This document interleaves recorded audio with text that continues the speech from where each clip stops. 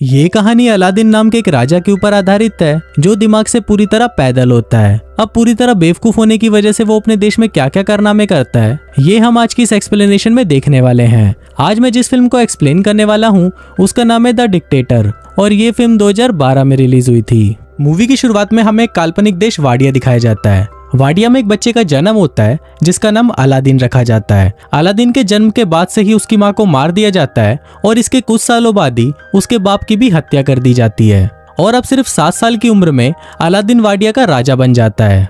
इसके बाद सीन यहीं कट होता है और हम कुछ साल बाद का सीन देखते हैं जहाँ अलादीन अब बड़ा हो चुका है।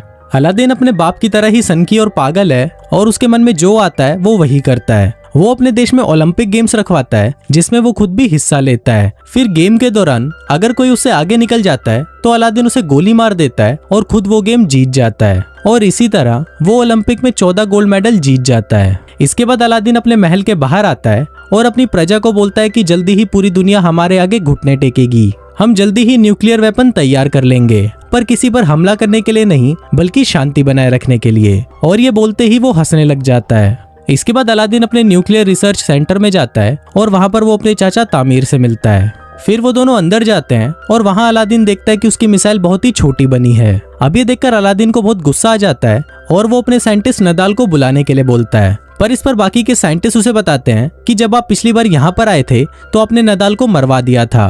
अलादीन को इस बारे में कुछ याद नहीं होता, पर जब वो अपने दिमाग पर जोर डालता है तब उसे याद आता है कि जब वो 2 साल पहले यहाँ पर आया था तो उसने अपने साइंटिस्ट नदाल को मरवा दिया था।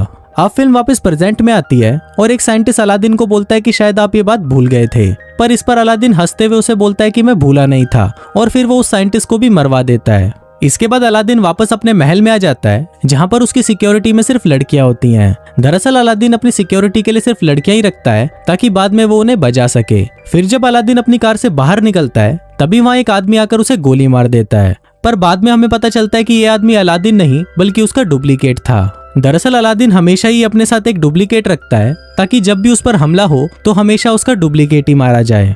अलादीन दिमाग से इतना चूतिया होता है कि वो अपनी डुप्लीकेट की लाश को उठने के लिए बोलता है और फिर जब वो लाश नहीं उठती तो अलादीन अपने अंकल को इशारा करता है कि इसे भी मरवा दो।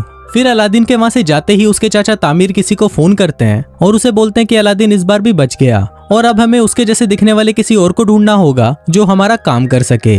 अब ये देखकर हम व्यूवर्स को पता चल जाता है कि अलादीन को उसके चाचा तामीर ही मरवाना चाहते हैं ताकि वाडिया की पूरी सत्ता उनके हाथों में आ सके।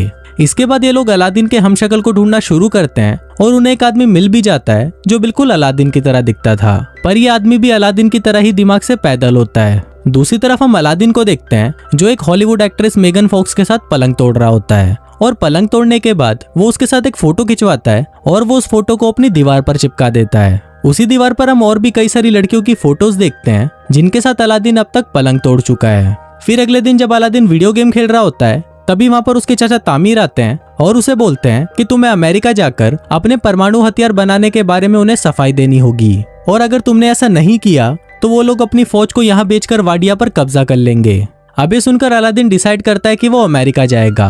फिर अलादीन अमेरिका आ जाता है और अमेरिका के लोग सड़कों पर उसके खिलाफ नारे लगाते हैं। दरअसल अमेरिका के लोग चाहते थे कि वाडिया में डेमोक्रेसी हो और कोई भी बेवकूफ और पागल राजा उन पर अत्याचार ना करे। इसके बाद अलादीन अपने सिक्योरिटी हेड से मिलता है जिसका नाम क्लेटन होता है और वो अलादीन को बिल्कुल भी पसंद नहीं करता था। फिर जब रात को अलादीन अपने होटल में सो रहा होता है तभी वहाँ पर क्लेटन आता है और वो उसको किडनैप कर लेता है। वो उसे एक टॉर्चर रूम में लेके जाता है और वहाँ पर वो अलादीन को अपने हथियार दिखाता है जिससे वो उसे टॉर्चर करने वाला है, पर अलादीन उसके हथियारों का मजाक उड़ाने लगता है जिससे गुस्सा होकर क्लेटन उसकी दाढ़ी काट देता है। फिर वो उसकी दाढ़ी को जला देता है, पर दाढ़ी पर लगी आग से वो खुद भी जल जाता है। दूसरी तरफ अलादीन भी खुद को रस्सियों से आजाद कर लेता है और वहां से भाग जाता है। अब अलादीन की दाढ़ी कट जाने की वजह से कोई भी उसे पहचान नहीं सकता था। फिर अगले दिन अलादीन उसी जगह जाता है जहां पर उसे भाषण देना था। तभी वो वहां पर देखता है कि उसका हमशक्ल उसके चाचा तामीर के साथ वहां पर भाषण देने के लिए जा रहा है और अब अलादीन ये सब देखकर समझ जाता है कि ये सारा खेल उसके चाचा तामीर का है।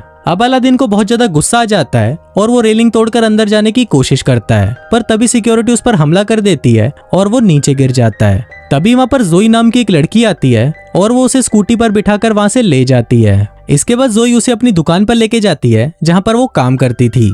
जोई अलादीन को कुछ कपड़े देती है और उसे पूछते है कि क्या तुम मेरी दुकान पर काम करोगे, पर इस पर अलादीन उसे बोलता है कि मैं चूतियों के साथ काम नहीं करता और ये बोलकर वो वहाँ से चला जाता है। अब अलादीन सड़कों पर भटक रहा होता है और तभी वहाँ उसे नदाल दिखता है जिसे उसने कई सालों पहले मरवा दिया था। अलादीन नदाल को जिंदा देखकर हैरान हो जाता है और वो उसका पीछा करने लगता है। पीछा करते हुए अलादीन एक बार में पहुंच जाता है जहाँ पर सिर्फ वही लोग आते थे जो अलादीन से नफरत करते थे। तभी वहाँ पर काम करने वाला एक आदमी अलादीन को पहचान लेता है और वो सभी को बता देता है कि ये अलादीन है। दरअसल उस बार में जितने भी लोग थे उन सभी को अलादीन ने मरवा दिया था, पर उनमें से कोई भी मरा नहीं था और वो सब भागकर अमेरिका आ गए थे।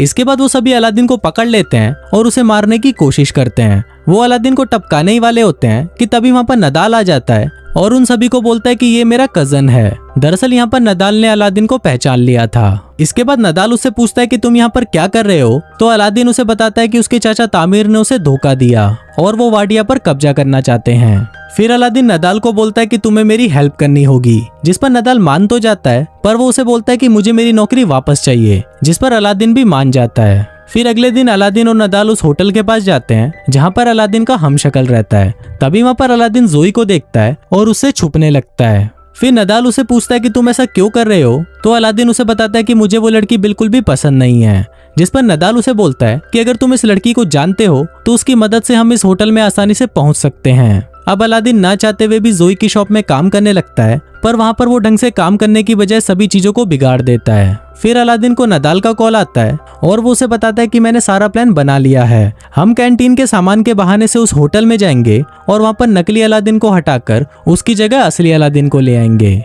अब अलादीन को ये प्लान अच्छा लगता है और इसके साथ साथ उसे धीरे धीरे जोई भी पसंद आने लगती है, जिसकी वजह से अब वो शॉप में अच्छे से काम करने लग जाता है और वो उसकी शॉप का पूरा नक्शा ही बदल देता है। फिर एक दिन शॉप में एक औरत को लेबर पेन होने लगता है और उस समय इतना वक्त नहीं था कि उसे हॉस्पिटल ले जाया जा सके। अब अलादीन को पता नहीं होता कि डिलीवरी कैसे करवाई जाती है, पर फिर भी वो उस औरत की सक्सेसफुल डिलीवरी करवा देता है। अब ये देखकर जोई भी अलादीन से इम्प्रेस हो जाती है और उसे उससे प्यार हो जाता है। फिर जोई अलादीन को बोलती है कि वो अपनी पूरी जिंदगी उसके साथ बिताना चाहती है, पर इससे पहले अलादीन उसे बोलता है कि मैं तुम्हें कुछ बताना चाहता हूँ, और फिर वो जोई को अपनी सच्चाई बता देता है। अब सब कुछ सच जानने के बाद जोई उससे बहुत गुस्सा हो जाती है और वो उसे वहाँ से जाने के लिए बोलती है। फिर अलादीन जब सड़कों पर घूम रहा होता है तो वो टीवी पर देखता है कि वाडिया के लोग उसके जाने से बहुत ज्यादा खुश हैं और वो अपने देश में डिक्टेटरशिप नहीं चाहते। अब ये सब देखकर अलादीन को लगता है कि शायद उसे कोई भी पसंद नहीं करता, इसलिए वो डिसाइड करता है कि वो अपनी जान दे देगा। फिर वो एक पुल से कूदकर अपनी जान देने ही वाला होता है कि तभी वहाँ पर नदाल आ जाता है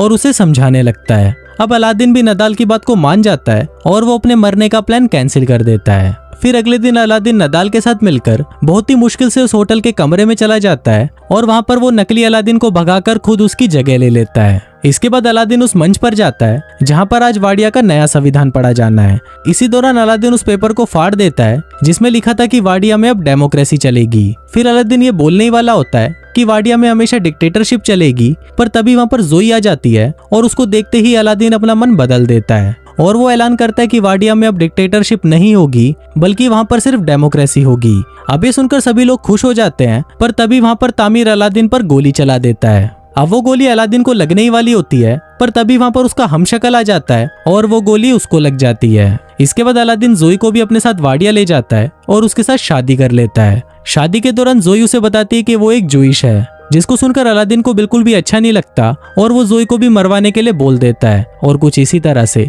ये फिल्म यहीं खत्म हो जाती है।